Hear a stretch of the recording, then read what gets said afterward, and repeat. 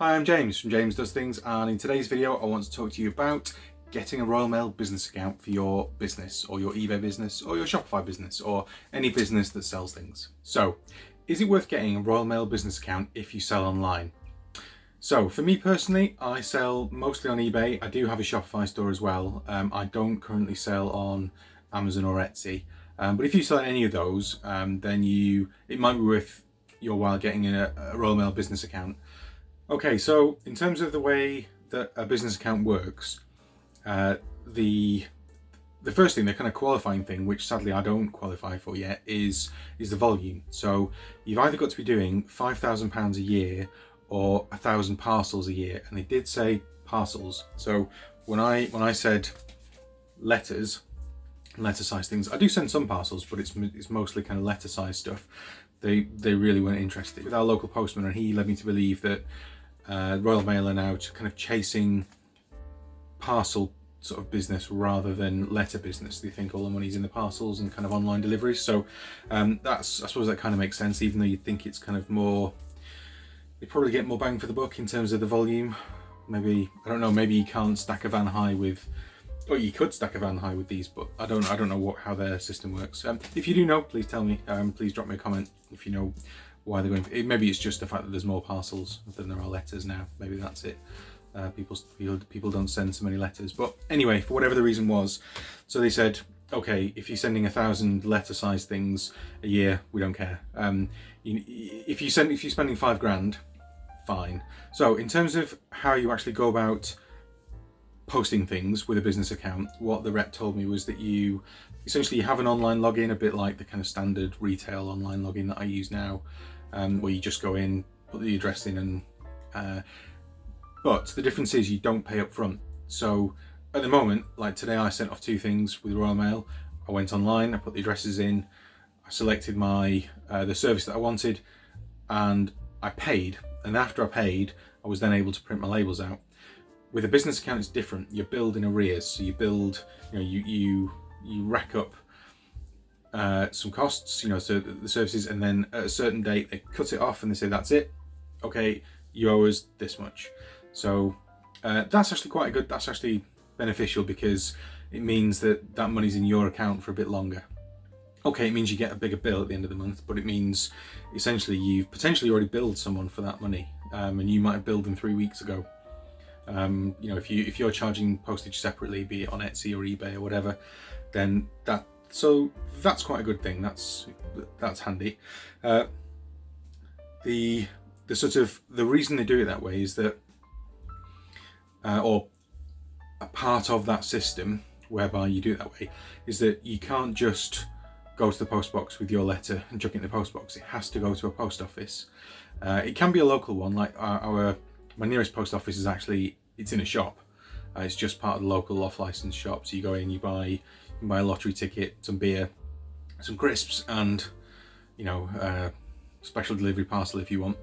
So, but you have to take it in a bag, and you have to divvy your bags up separately. So if you've got, say, first class parcels or track 24 parcels, they go in one bag. If you've got some tracked 48 or some second class letters, they go in their own bag. So, and it's not even first class and second class everything, it's first class parcels, second class parcels, first class letters. So potentially, if you had a big mix, you might need 4 different bags. So that side of it is to make their life easier. So we've just got, I've got 10 of these kind of parcels that are all the same, put them through. I've got 20 of these, put them all through. So basically you essentially hand them over a bag with a label on it. So I think it's, if you're doing, say if you're doing 100 orders a day or something, then that works really well. Or even if it's only 20 a day, they recommend, if you're not putting 20 things in your bag, if there aren't 20 things in your bag, don't take it. That's it. They said that's how they work it out. Obviously, if it's a one-off and you only got 3 things in it, fine. But they said that's the idea, is that it's not really worth your while as a seller pumping this bag to the, when you could just walk to your local post box and flick things in there. So, but it's because the reason you have to do it in the bags is because they beep it through a different system, because it's a business system. So then that's when they record this the the fact that you've posted it and then it's gone on your account.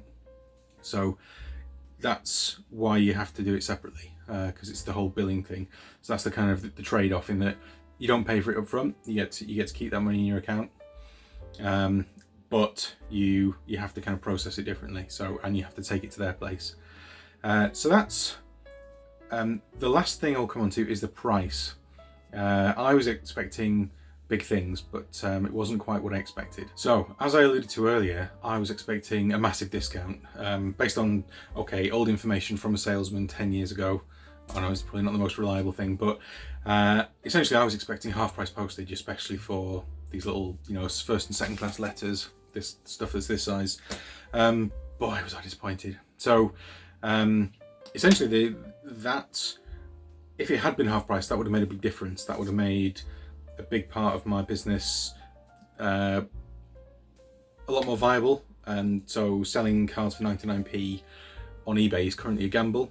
If you sell them for 99p with free postage, which is what a lot of my competitors do, then essentially if someone buys one card, that costs me £1.15. But if someone buys 2 cards, then I'm kind of break even. If they buy 3 cards, then there's some profit. But essentially, if the postage was half the price that it is now, then that single card, it wouldn't cost me £1.15. I'd actually make 15p rather than lose 15p.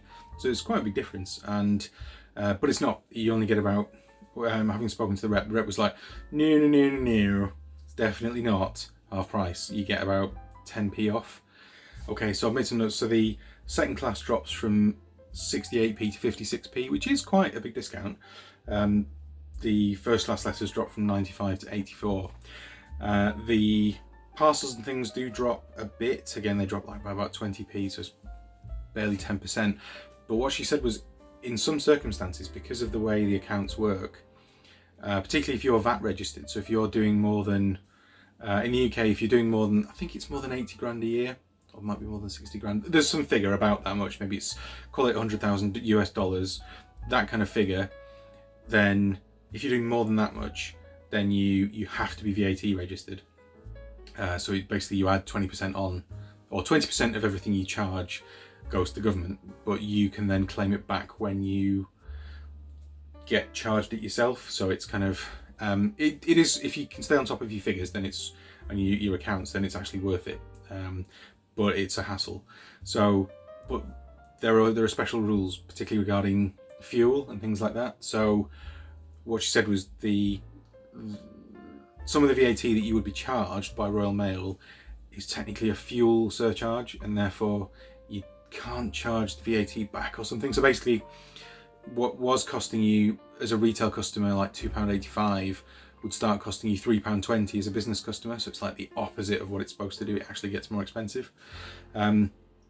So yeah, the pricing, as soon as I learned that, my whole rationale for doing it went out the window, really, because certainly at the moment I'm either paying 68p or 95p for a first class label, and I walk down to my local post box and I chuck it in, and that's it, and it's 2 minutes walk, or it's on the school run, it's dead easy.